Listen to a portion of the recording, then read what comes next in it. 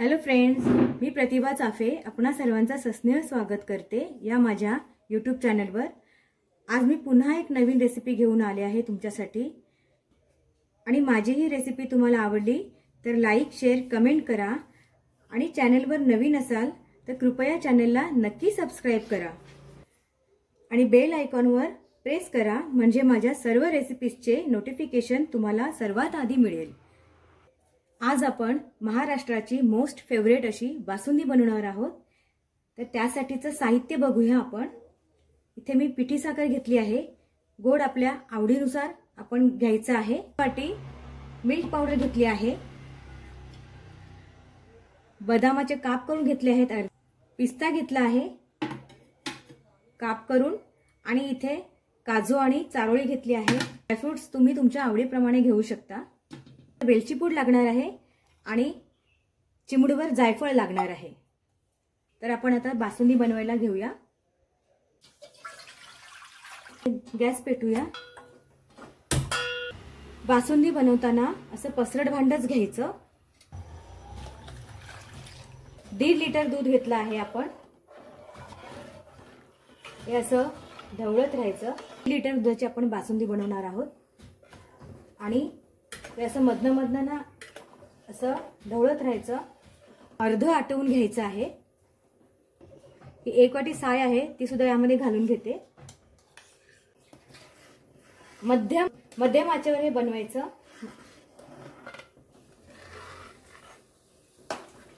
बघा, हे कडेला अशी साय जमा होते ती सुद्धा अशी काढून घ्यायची आणि बघा अशी साय जमा होते ना ती अशी मधनं अशी ढवळत राहायची। बघा 10 मिनिटं मंद गॅसवर बासुंदी अशी उकळत ठेवली होती। हे बघा कशी साय तयार झालेली आहे मस्त। बघा ही ढवळत राहायची अशी बासुंदी। बऱ्यापैकी दूध आटत आलेलं आहे।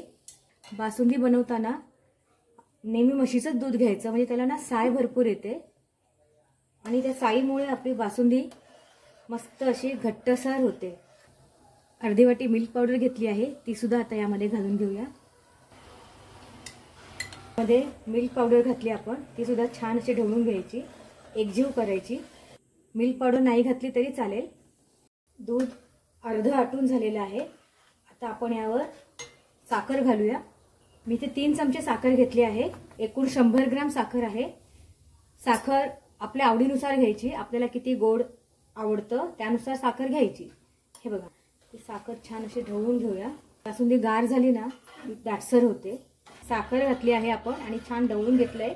बघा छान रंग आलेला आहे बासुंदीला आणि छान दाटसर सुद्धा झालेली आहे। तर आता आपण 15-20 मिनिटं फक्त उकळून घेतली की आपली बासुंदी तयार होणार आहे।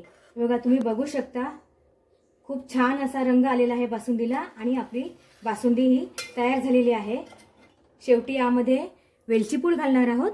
तर आपण यामध्ये अर्धा चमचा वेलची पूड घातली आहे, किंचितसं जायफळ घालणार आहोत। जायफळ नाही घातलं तरी चालेल, मला जायफळ आणि वेलचीचा फ्लेवर खूप आवडतो कोणत्याही गोड पदार्थामध्ये, म्हणून मी घातलं आहे। मी नाही घातलं तरी चालेल। बघा खूप छान बासुंदी तयार झाली आहे। आपण यामध्ये ड्रायफ्रूट घालणार आहोत, बदामाचे काप घालूया आपण। बासुंदी तयार झाली आहे बघा खूप। हे बघा तुम्ही बघू शकता बासुंदी किती दाटसर झाली आहे। मस्त अशी दाटसर बासुंदी बनवून तयार आहे बघा। आता ती आपण सर्व करूया। खूपच सुंदर अशी बासुंदी तर आपली खूपच सुंदर झालेली आहे, छान चवीची झालेली आहे आणि बघा बघू शकता किती दाटसर झालेली आहे। आणि लहान मुलं मोठे सगळेच हे आवडीने खातात, पण जर लहान मुलांना आपण चॉकलेट फ्लेवर दिला तर ते आणखीन जास्त आवडीने खातील। हे बघा इथे मी 1 चॉकलेट मेल्ट करून घेतलेला आहे। तुमच्याकडे चॉकलेट सिरप असेल तर तो चॉकलेट सिरप तुम्ही घालू शकता आणि जास्त प्रमाणात करायचं असेल तर चॉकलेट सिरपचा वापर करू शकता। पण मला इथे मी एकच बाउल दाखवत आहे। 1 चॉकलेट असं मेल्ट करून घेतलेलं आहे। हे विरघळलेले चॉकलेट आहे ते आता आपण यामध्ये बासुंदीमध्ये घालणार आहोत मस्तपैकी बघा। आणि ते असं छान मिक्स करायचं। चॉकलेट फ्लेवर लहान मुलांना खूपच आवडतो त्यामुळे ही बासुंदी ते फार आणखीन आवडीने खातील। हे बघा मस्त चॉकलेटचा फ्लेवर।